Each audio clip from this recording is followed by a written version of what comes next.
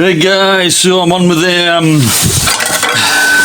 putting these bushes in. They've just arrived, so we need pushing in. I've done this one, as you can see,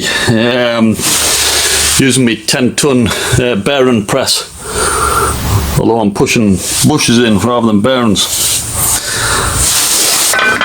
I mean, for all the big bush, it's still a tight fit for now. Dilly dilly. Right, so these trail arms are back on. I'll show you underneath. So that's them back in the carrier, and the carrier obviously bolted back on. See the new bushes there. Happy days. So I've also had to put new drop links on, because I had to cut the other ones off because the bolts were seized. Could have done with new ones on anyway. So yeah, new drop links on. New brake pipes, which you can see, which you've already seen. We've got new hub on, or bearing, forms part of the hub. New brake discs and associated pads. The other bush, that's at the back end there, with the bolt coming through. Again, I need to renew them bolts as and when the ones come from China, but them ones I've got on will do for MOT. So that's it for the back end. I can get the wheels put back on this one now, and lower this back to the ground off the jacks, and then it's just the front end. And the only thing left to do, well, certainly for the running gear, the new brake disc backing plates, so the dust shields, so they're on order. I don't need them for MOT, but I might as well just wait until they arrive, get them put on, and then I can put the brake discs on, which again I've ordered, so I'm waiting for them. New drop link, which bolts into there and up to the top here. Again, I got two. I've replaced them in pairs. It was only this one that was picked up on MOT. So I've got to strip the other side off anyway to do the brakes, so I'll renew the other side when I do that as well. So shield, discs and pads, drop link, both sides. That's it done. I've already done the boot, as we know, the drive shaft boot, tucked away in the back there. And then for the rest of the jobs on MOT, if I remember rightly, is the back number plate lights. So I might have a look at them next once I get these wheels put on. And then that'll be it. I can go back down then for MOT. These bits that I've ground down to the metal, some bits here, again I need to treat them with rust proof and get some, again I'll have to sand them down again, treat them with rust proof, cure rust, and then give them a quick etch prime before I take it down for MOT.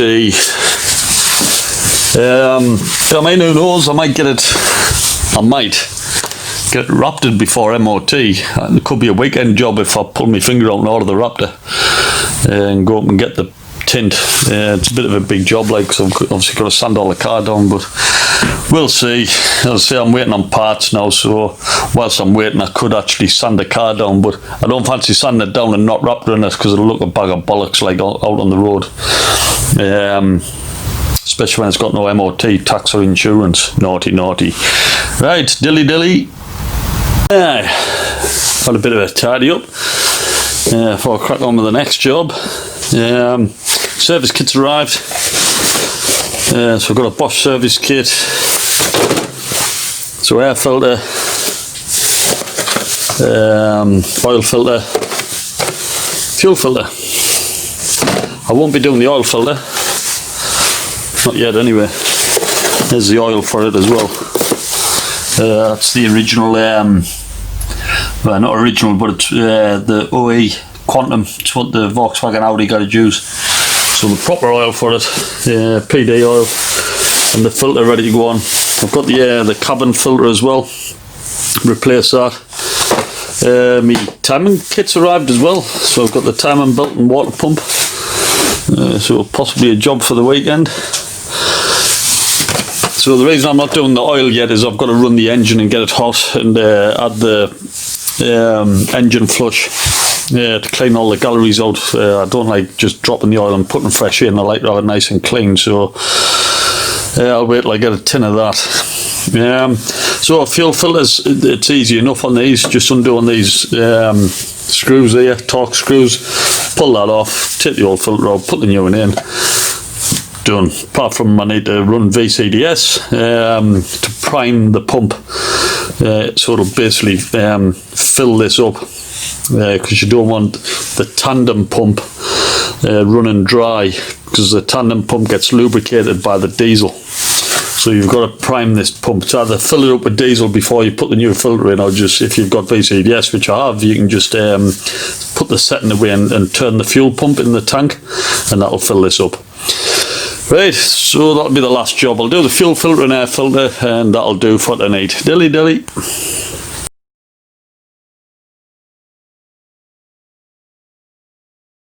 Morning guys, happy Saturday. So things I've been progressing with. I've renewed put the new bonnet release cable on, so I've put the scuttle panel back on and the wipers and everything, so that's all done. So I've now got a bonnet release again, which is a godsend. Other things, I've just had to renew the drop link there. I'd ordered 2 off eBay, but they haven't arrived, so I've had to go down and buy one just off the shelf. It is what it is. I've still got the backing plates I'm waiting for before I can put the discs and pads on. I've renewed the fuel filter. The old one's in here. It was absolutely, apart from it absolutely being minging, the actual inside of the canister as well, it was just absolutely crudded up. So it was just, God knows when the last time this was serviced. And I renewed the pollen filter as well. Again, it looks like that's never been serviced since the year dot. So today I'm going to be cracking on with the timing belt, and the other thing I've got to put on for MOT is the headlight leveler, which fits underneath the car and determines, where the suspension's at and keeps the headlight aim level. Again, it was too low on MOT because of this. It was defective. Well, not so much defective, it was knackered because the whole arm snapped off here, and all the rest of this where it connects was missing. So the second-hand ones came, so I'll get that fitted as well. The only other thing left for MOT after that, apart from putting the brake discs on, is sort the back number plate lights out. Hopefully it's just a bulb.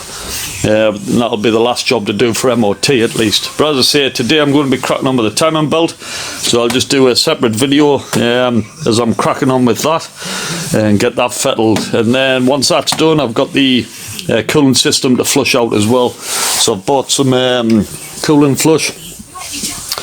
So in essence, once I've changed the timing belt, obviously all the coolant will have been drained out then, so I'll just top it back up with water.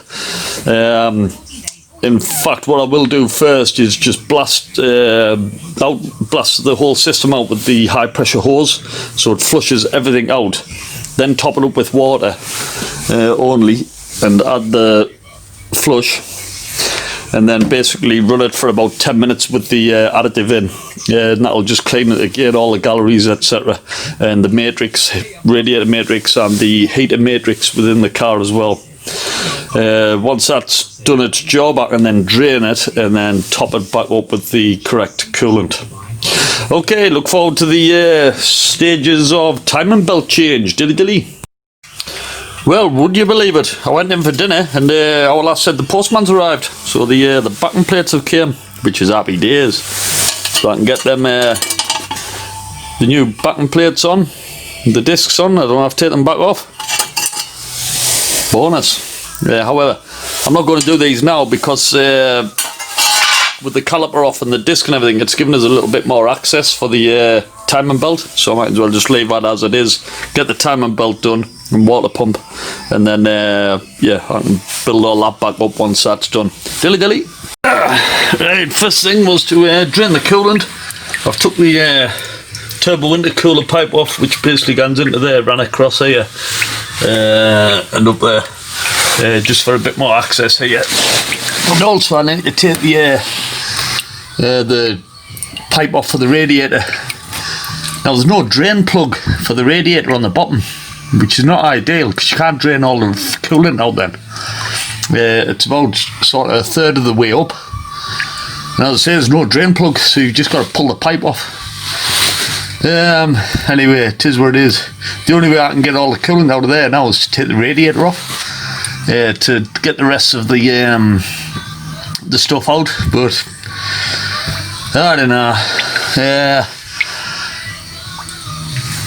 I mean, it will flush through when the pump goes, you know, it'll start pumping all that stuff around, but I just find it bizarre how there's no drain plug on the bottom.